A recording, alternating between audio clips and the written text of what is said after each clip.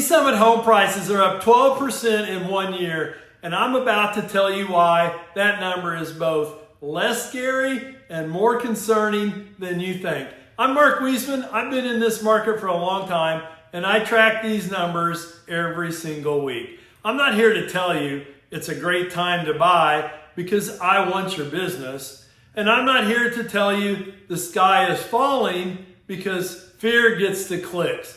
I'm here to give you the honest, data-driven breakdown of what's actually happening in this current market right now. By the end of this video, you'll know whether buying, selling, or waiting is the right play for your specific situation. The headline numbers, what the data actually says. Let me give you the current numbers for Lee Summit as of early 2026. The median list price is $485,000. The median sale price, $421,000. That gap tells you where sellers are starting higher and buyers are negotiating down. That's important year over year. Sale prices are up 12%. Price per square foot is running around $206 to $209 a foot.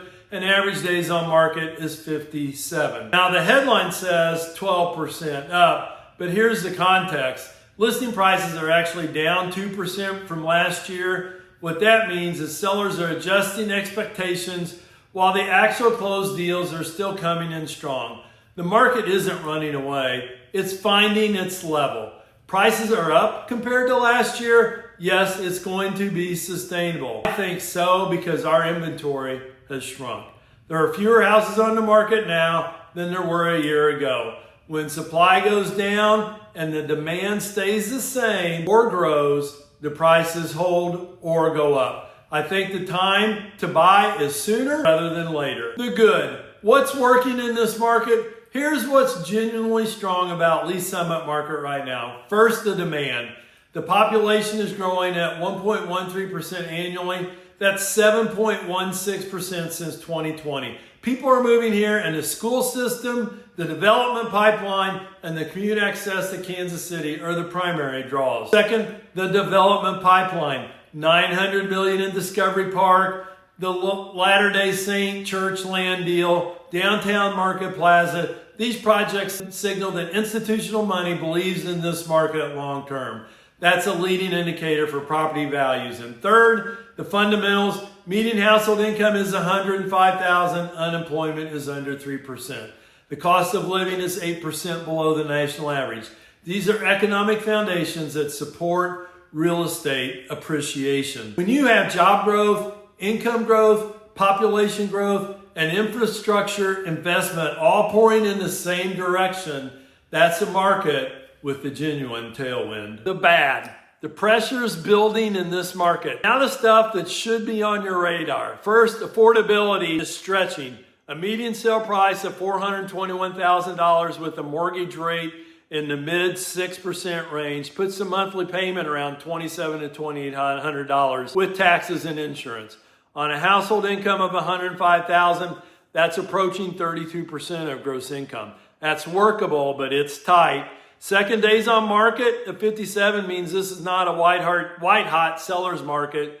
Homes are moving, but they're not flying off the shelf unless they're priced right and in great shape. Sellers who overprice are sitting, and that's where the 2% decline in listing prices is showing up. Third, the gap between listing and sale price, 485 versus 421, is a 13% spread. That tells me there's still a pricing friction. Sellers want more than buyers are willing to pay, and the negotiation is real, and new home values factor into that.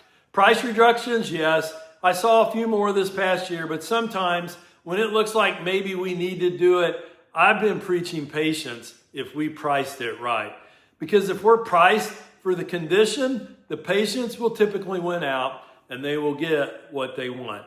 I kind of feel like right now some of the buyers are waiting for the first weekend to pass to see if it's going to go crazy and have a bunch of offers. And then they jump in. They come to the table knowing they're not going to be in a huge bidding war. So the conversation with these reductions is I just provide them the facts. Here's what a comparable house sold for. Here's how long it took. Here's where we're at. And then let them do what they feel like they need to do that is in their best interest. And fourth, the ugly. What concerns me? Here's what I'm watching carefully. Investor activity. Nationally, 33% of home purchases are now going to investors. That's a record high. In Missouri, about 21% of purchases are investor driven. In the Kansas City metro, institutional investors account for about 11% of sales. Investor activity reduces available inventory for primary residence buyers, especially in that 250 to 400K range where rental yields are highest. If you're a first-time buyer in that price range, you're competing with cash offers from investment entities. I'm also watching the development pipeline carefully. Nearly 2,800 luxury apartments are coming online at Discovery Park. If rental supply increases significantly, that could pull some demand away from home purchases, particularly for younger buyers who might rent instead of buying. None of this is a crisis, but it's the kind of content your agent should be talking to you about. There are more investor buyers in our market right now. I personally have not lost out to an investor cash buyer recently because some of them here are just difficult to deal with. But I have lost out on cash buyers who plan to live in the residence. It does make it hard when you need financing. It means you have to make your offer a little bit more compelling. And usually that is done by price. Buyer's playbook. What to do right now. If you're a buyer in this market, here's my honest assessment. If your finances are solid, you're planning to stay 5+ years, and you find a home in the right neighborhood at a fair price, buy it. The fundamentals here are strong, and the development pipeline supports continued appreciation. If you're stretching to afford the payment, you're unsure about the area, or you're buying because you're afraid prices will keep going up, maybe you should take a pause. Fear of missing out is not a buying strategy. Look for value in the gap between the listing price and the sale price. That 13% spread means there is room to negotiate. Don't pay listing price on a home that's been sitting on the market 60+ days. And pay attention to neighborhood level data, not just citywide averages. A home in Chapel Ridge appreciating at 15% is a different story than a home in a neighborhood growing at 3%. The seller's playbook, what to do right now. If you're selling in this market, here's the play. Price it right from day one.